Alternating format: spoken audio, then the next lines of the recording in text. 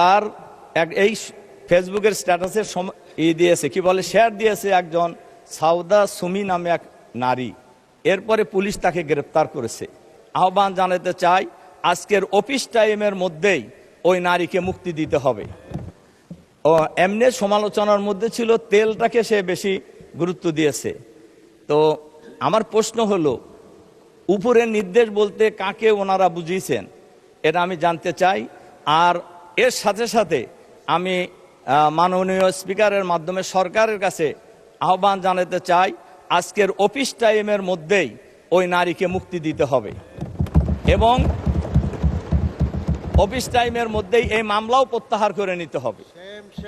তার কারণ এই গ্রেপ্তারের মধ্য দিয়ে ফ্যাসিবাদী সরকারের পূর্বাভাস পাওয়া যায়, অথচ এই সরকার তো গণতান্ত্রিক সরকার, কাজে মানুষ কি কথা বলতে পারবে না?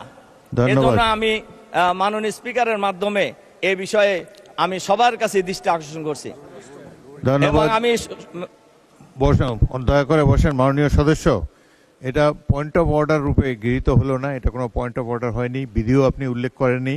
তবুও যেহেতু আপনি বিষয়টি বলেছেন, আমাকে বিরোধী দলীয় নেতা